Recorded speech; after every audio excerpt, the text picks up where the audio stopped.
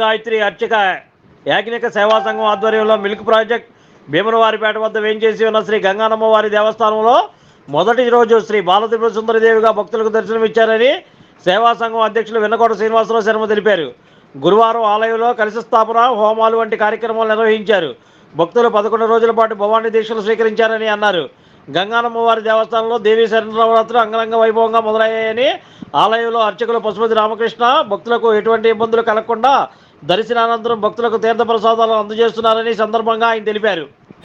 జయ దుర్గా భవానికి, జయ దుర్గా భవానికి, జయ దుర్గా భవాని అదే లాంటి జయ దుర్గా భవానికి, జయ దుర్గా భవానికి, జయ దుర్గా భవానికి, జయ దుర్గా భవానికి, జయ దుర్గా భవానికి, జయ దుర్గా భవానికి, జయ దుర్గా భవానికి, జయ దుర్గా భవానికి, జయ దుర్గా భవానికి, జయ దుర్గా భవానికి, భవానికి, జయ దుర్గా భవానికి, జయ దుర్గా భవానికి, జయ దుర్గా భవానికి, జయ దుర్గా భవానికి.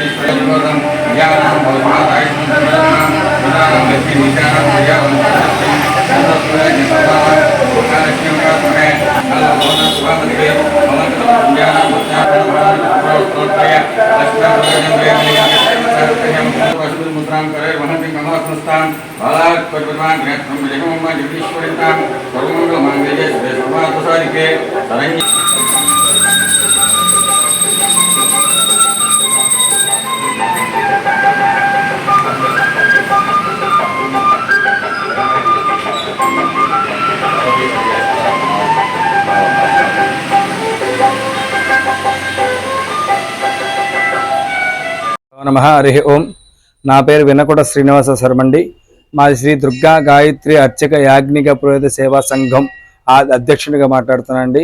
మా సంఘ సభ్యుల్లో భీమన్నవారిపేట గంగానమ్మవారి దేవస్థానంలో దేవి శరణవరాత్రులు 9 రోజులు అంగరంగ వైభవంగా జరిపించడానికి మేము మా గుళ్ళ చేసే పంతు రామకృష్ణ గారు, అలాగే ఈ సంఘాధ్యక్షుగా నేను ఈ కొంచెం భక్తుల సహాయ సహకారాలతో ఈ కార్యక్రమం చేస్తున్నామండి. అలంకారాలకి ప్రతి ఒక్కరు ప్రసాదం, ఒక లైటింగ్, ఒక అలంకరణకి డబ్బులు అమ్మవారికి, అలాగా ప్రతి ఒక్కరూ సహాయ సహకారాలు అందించారండి. ఈ కార్యక్రమాన్ని జయప్రదం చేస్తూ అలాగే నిత్య హోమాలు కూడా చేస్తున్నామండి. రోజు ఈ అమ్మవారి హోమం చేయదలుచుకున్నామండి.